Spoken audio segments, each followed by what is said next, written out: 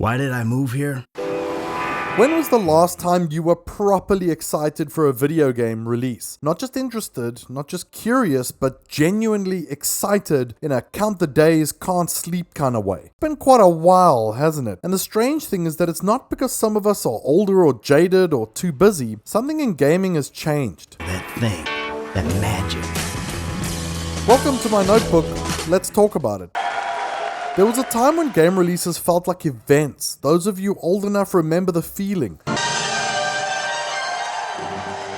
Midnight launches, trailers that stopped everything for a moment. Perfect job for me. A new Metal Gear Solid, Halo, Zelda, Gran Turismo, Mario.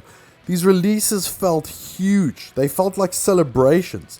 You could feel the build-up, you could feel the anticipation. Now look at where we are. Over 18,000 games released on Steam in this year alone. We used to wish we had something new to play, now it feels like we're drowning in choice. Game Pass gives you a library bigger than your actual backlog. Steam sales drop prices so low that buying games starts to feel like collecting postcards. Free-to-play games casually end up taking all your time, all your attention and all your social energy too. Kids don't even want games as gifts that much anymore. They're asking for in-game currency. Somewhere along the way, the flood arrived and everything changed. With so many games popping up every single day, excitement never gets a chance to grow. You. I've seen you. You are the one from my dreams.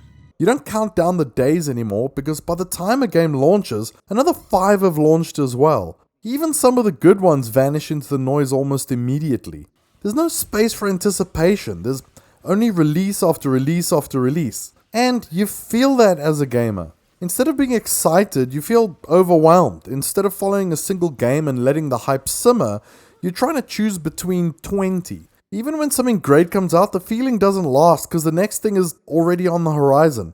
Everything blends together. You end up sticking to the comfort games you already know, not because new games are bad, but because most of the time, they just don't stick out anymore. This hits creators too. When 18,000 titles are fighting for attention, the odds are brutal. Great games disappear in a weekend. Indie teams pour years of work into something that gets buried instantly.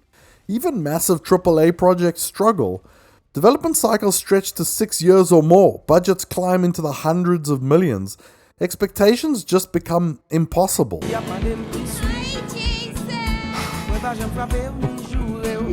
And this is exactly why GTA 6 feels so different from everything else on the horizon. It might be the last true blockbuster left, the last game that still makes the entire industry freeze for a moment. When Rockstar puts out a trailer, people stop what they're doing.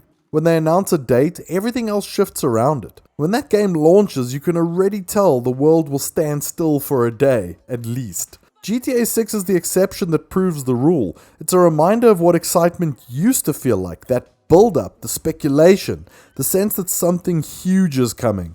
There aren't many games capable of creating that feeling anymore. Not because other games are bad, but because the industry and gaming in general is just too crowded for anything else to grow that big. The anticipation that used to surround games as a whole has been squeezed into 1 or 2 rare mega titles. GTA 6 might be the last one that still carries that kind of cultural gravity. For a long time to come at least. If we take the current gap as a reference for time between GTAs, we might only see GTA 7 in 2038. And by that same measure, if we're lucky enough to get a Red Dead Redemption 3, we'd only see it around 2031. And that's just crazy. That is why you may feel the need to embrace this hype of GTA.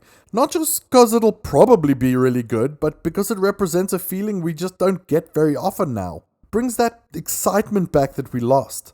The magic faded a little, we still get incredible games, but technology hasn't improved that much. And in some cases it's the main cause of uncertainty as AI barges its way into every aspect of the gaming industry and our lives. The build-up used to make things special, and now the build-up barely exists. Everything arrives, everything competes, and everything disappears too quickly for us to feel anything real in most cases. And none of this is your fault. On top of the flood of games coming every other day, it's games launching in a bad state, and worse, those broken games releasing at even higher prices, and then still greeting you with a barrage of pop-ups and ads for battle passes and DLC content.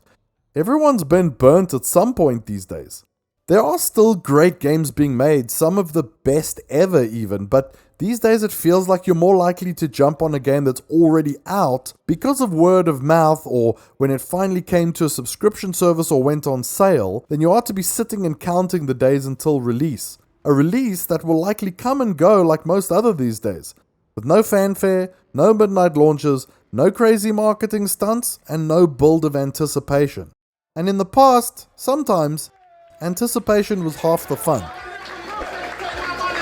If you enjoyed the video, hit the like button to let me know. Thanks for watching, I'll see you soon.